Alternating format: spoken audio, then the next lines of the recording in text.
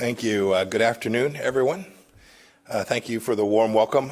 Michael, thanks for your leadership of this incredibly important institution. And Bob, congratulations on returning to the helm of VOA. I am truly happy to be here. I'm honored to have been requested. And it's always fun to be with a fellow tanker, too. I want to acknowledge the other network chiefs who is with us today. Steve Yates of Radio Free Asia. Steve, where are you at? Nice to see you. And a note of appreciation, too, to the Voice of American journalist staff and to all those watching and listening. I've sat down for interviews with many of you in the far corners of the world. They have always been a joy. And speaking of which, too, I understand that this speech is being broadcast on TV, radio, on your website, social media, in more than 40 languages. Hats off to the translators. I have no idea how anyone can translate my talking into Uzbek this quickly. That guy or gal deserves a bonus. It's great to have this opportunity. I've been following the work of Voice of America for decades. And as Bob just mentioned, I started my career as an Army officer, patrolling the Iron Curtain, freedom's frontier.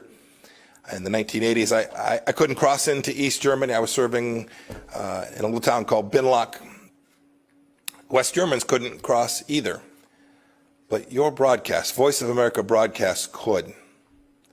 Millions of men and women whose names we'll never know listen to you, often at their own peril. Their governments dealt only in lies and propaganda, but VOA's listeners wanted the truth, and that's what you gave them. VOA's very first broadcast in 1942 that Bob referred to began with the Battle Hymn of the Republic, along with this pledge, quote, "The news may be good, the news may be bad, but we'll tell you the truth." I love that. I always told my son, I told the story before when he was growing up, I said, work hard, keep your faith, and tell the truth. He mostly followed my advice. And it has served him and many of you I know well. Your mandate here at Voice of America is unambiguous, to be accurate, objective, and comprehensive, and to represent America. The mission of US AGM is to inform, engage, and connect people around the world in support of freedom and democracy. That's because expanding freedom and democracy are what America has always been about. You're the voice of American exceptionalism. We should be proud of that. The world needs VOA's clarion call for freedom. Now more than ever, I hear it wherever I go. That's what I wanted to talk about today. I tell audiences about American exceptionalism wherever and whenever I can, because it's true and because it's important. America is good and great, and everyone who truly grabs our founding understands this. Michael and Bob have made studying this history their life's work. Many of you have made it your life's mission too. That's why you work here at Voice of America. We were indeed the first nation founded on the central belief that all human beings are endowed with certain unalienable rights, and the governments are instituted to secure those God-given rights. We have always striven for a more perfect union. And goodness knows we don't always get it right. Therefore, we need both pride and humility about our past and our present. We need the truth. But it's very clear that when Americans have united around our founding values, be it in Philadelphia, at Gettysburg, at Seneca Falls, or during Martin Luther King's March on Washington, we've made good on our founding promise time and time again. Now, our adversaries try and claim otherwise. When the Chinese Communist Party attempted to exploit the tragic death of George Floyd to claim their authoritarian system was somehow superior to ours, I issued a statement which read in part, quote, "During the best of times, the People's Republic of China ruthlessly imposes communism. But amid the most difficult challenge, the United States secures freedom. There is no moral equivalence. This is a self-evident truth. It is not fake news for you to broadcast that this is the greatest nation in the history of the world and the greatest nation that civilization has ever known. Indeed, I'm not saying this to ignore our faults. Indeed, just the opposite. It is to acknowledge them. But this isn't the vice of America, focusing on everything that's wrong with our great nation. It's the voice of America. It certainly isn't the place to give authoritarian regimes in Beijing or Tehran a platform. Your mission is to promote democracy, freedom, and American values all across the world. It's a U.S. taxpayer-funded institution aimed squarely at that. Indeed, this is what sets VOA apart from MSNBC and Fox News and the like. You can give voice to the voiceless in dark corners of the world. You're the voice of American striving. You're the voice of American exceptionalism. You are indeed the tip of freedom's spear. Now look, like many government agencies after the Cold War ended, our international broadcasters, well, they lost their way. Many of you know this. And there were, I'm sure, many reasons. The Soviet Union had collapsed, the wall had come down, names like bin Laden and Zarqawi and Baghdadi weren't widely known. In fact, many wrote that history was over. We allowed security protocols to lapse, and VOA lost its commitment to its founding mission. Its broadcasts had become less about telling the truth about America and too often about demeaning America. In 2013, one of my predecessors described the Broadcasting Board of Governors as, quote, practically defunct, end of quote.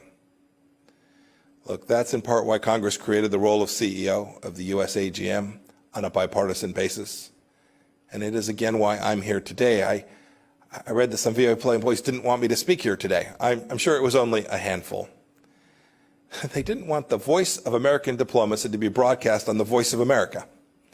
Think about that for just a moment.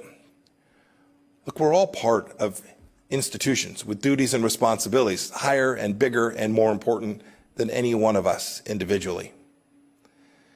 But this kind of censorial instinct is dangerous. It's morally wrong. Indeed, it's against your statutory mandate here at VOA. Censorship, wokeness, political correctness, it all points in one direction: authoritarianism cloaked as moral righteousness.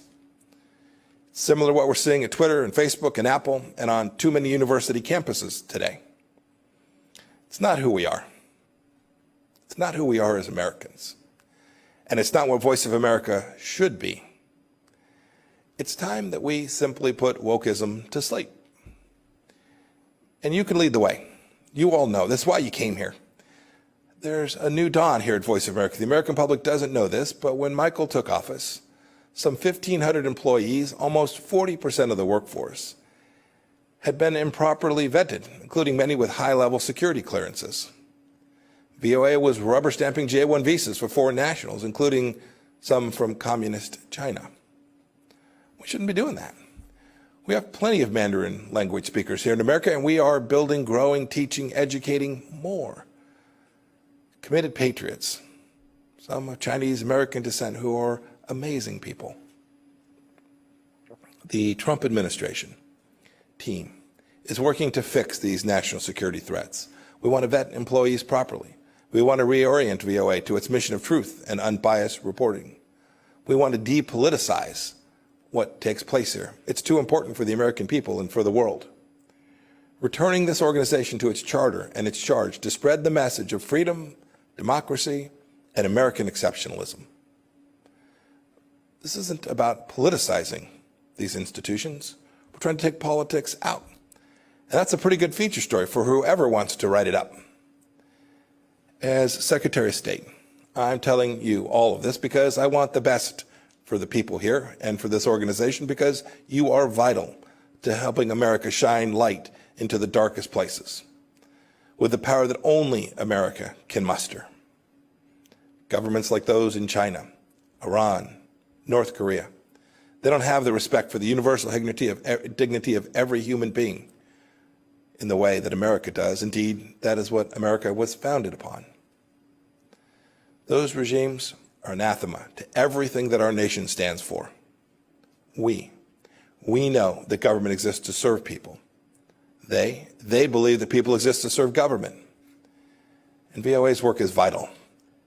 As I said before, you're the tip of freedom's spear. Every week, 278 million people listen to VOA in 47 languages.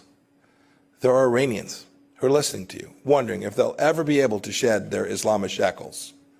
There are Moldovans and Ukrainians who want truthful reporting, not Russian disinformation and propaganda. There are Chinese citizens who are tired of a regime that's done nothing but brutalize them since 1949. There are Venezuelans who want to know the truth of the Maduro regime's corruption. There are oppressed people all over the globe who still turn to America for hope. Now, I know many of you, especially those of you overseas, continue and have done heroic work. Thank you. I want to commend VOA's Hong Kong reporting team, which faced political intimidation, harassment, and attacks, but still got the job done. My highest praise. Well done. You were behind the barricades of the freedom fighters telling their stories. You're upholding VOA's finest traditions and continuing to be the voice of American exceptionalism. I also want to pay tribute to members of the other radio services who are here and listening. The only Uyghur language news service in the world is run by RFA. You've told everyone who will listen, indeed some who didn't want to, the truth about the CCP's atrocities against its own people in Xinjiang, the stain of the century. And you've done so despite the fact that the CCP has jailed the relatives of at least 6 RFA journalists in Xinjiang's internment camps and continues to threaten you and your families simply for doing your jobs.